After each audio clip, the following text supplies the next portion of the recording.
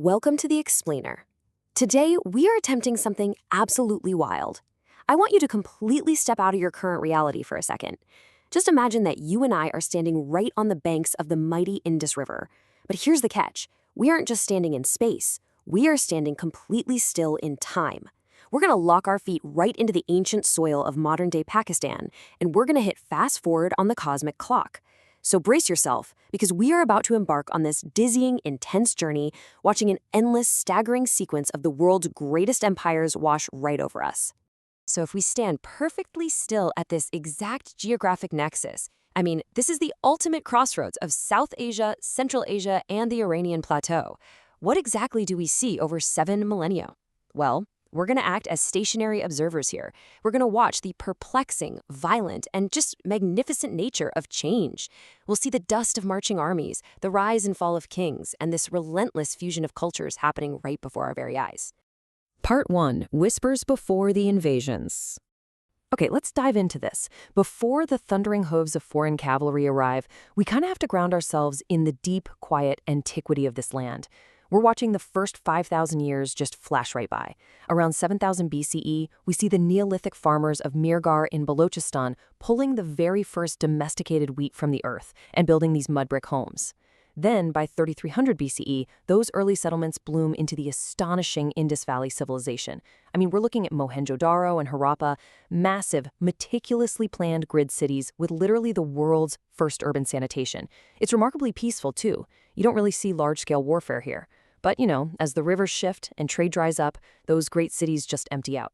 Fast forward to 1500 BCE, and we see Indo-Aryan pastoralists migrating in from the Uranian Plateau. They're composing the sacred hymns of the Rig Veda, and they're settling into these early tribal kingdoms known as Jonapadas. So the stage is quietly, perfectly set for what comes next.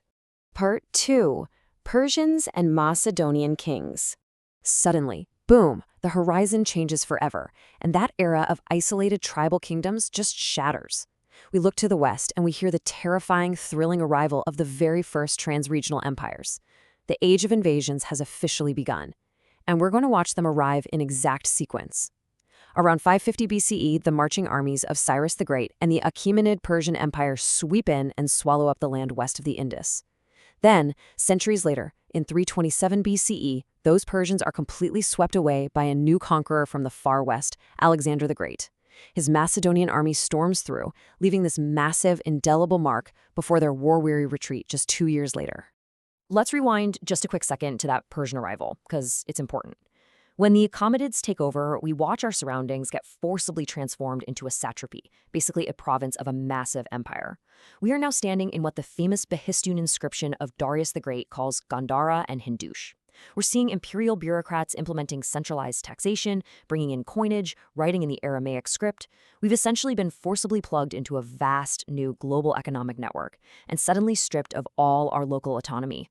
And this brilliantly illustrates the sheer volatility of this crossroads, because no sooner has that whole Persian bureaucracy settled in than Alexander the Great arrives to completely tear it down. In 326 BCE, we are witnessing a grueling, violently intense clash right on the banks of the Jhelum River. Alexander is facing fierce resistance from the local king Porus, and though it's militarily brief, this Macedonian storm is culturally profound. We watch Alexander found new cities and open up direct routes all the way back to Greece, completely paving the way for Hellenistic influence. Part 3. Mauryan Might and Indo-Greeks. Scarcely has the dust even settled from the retreating Macedonians when we turn to our right, looking east toward the Ganges Plain, and we see this massive counterstroke sweeping back our way. The power vacuum left by Alexander? Instantly filled. By 322 BCE, Chandragupta Maurya raises a massive army, defeats the remaining Greek satraps, and pulls our region into the very first pan-Indian empire. But empires here are fleeting. As the Mauryans decline around 200 BCE, we look back to the west, and the Greco-Bactrian kings, the literal successors of Alexander's legacy, they come sweeping right back in under King Demetrius I. It is this constant, perplexing, high-stakes tug-of-war. But jumping back to that Mauryan period for a moment, imagine standing beside a massive stone outcropping in Shahbaz-Garhi. We are watching the great Emperor Ashoka carve his royal edicts right into the rock. Following his notoriously bloody conquests, Ashoka has embraced Buddhism. We see him transforming the nearby city of Taxila into a magnificent, bustling center of learning that's drawing scholars from across his entire empire. The edicts here are written in Prakrit using the Kharoshthi script, and over in Kandahar, they're actually bilingual in Greek and Aramaic. We are looking at a truly multicultural world. Now, what's really interesting about this slide is the incredible visual synthesis happening right in front of us when the Indo-Greeks return. Under kings like Menander I, who, by the way, famously dialogues with Buddhist sages, two completely different worlds are colliding in the workshops of Gandhara. We watch artists seamlessly blend the physical, athletic realism of Greek sculpture with the serene, spiritual symbolism of Indian Buddhism. They are literally producing the very first human representations of the Buddha. And the coins exchanging hands in the markets, they feature both Greek and Prakrit inscriptions. It's an amazing mashup. Part 4, the Central Asian Nomadic Wave. But hey, there is no time to get comfortable. We look north, and a relentless new wave is pouring through the harsh mountain passes. These are nomadic tribes from Inner Asia, displaced by distant conflicts, and they are washing over the landscape. The succession here is dizzying, rapid, and aggressive. Around 100 BCE, the Sakas, or Indo-Scythians, flood in. Just 50 years later, the Parthians from Iran arrive to contest them. And finally, by 60 CE, a branch of the Yushafei Confederation from China, known as the Kushans, storms in to unify the entire region once again. Let's move to and see how this builds, because we do not want to get lost in the absolute whiplash of changing rulers here. Step 1. The Sakas violently displace those art-loving Indo-Greeks, taking over places like Sindh and Punjab. Step 2. The Parthians, including their famous king Gondophares, who legend actually says hosted St. Thomas the Apostle in Taxila, they fight for control. Step 3. The Kushans finally conquer everyone, rolling over the fragmented kingdoms and establishing a massive unified cosmopolitan empire. Actually, before we skip past the Sakas, I really want you to look at this number, 78. This is the year CE marking the start of the Saka era. I want to anchor this fact for you because it emphasizes something absolutely crucial. These arriving nomads were not just passing raiders burning things down, they were civilization builders. The calendar they started in the year 78 CE is, incredibly, still used as the official calendar in India today.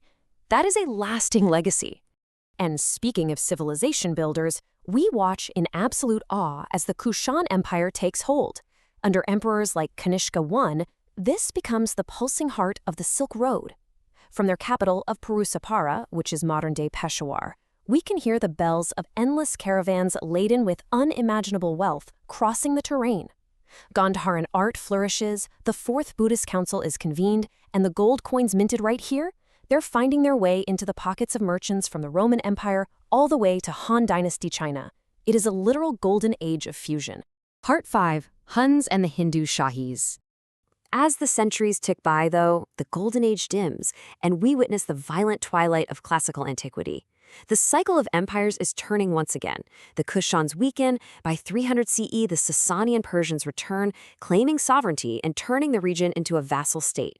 Then, around 450 CE, coming in from the east, the devastating Alchon Huns arrive.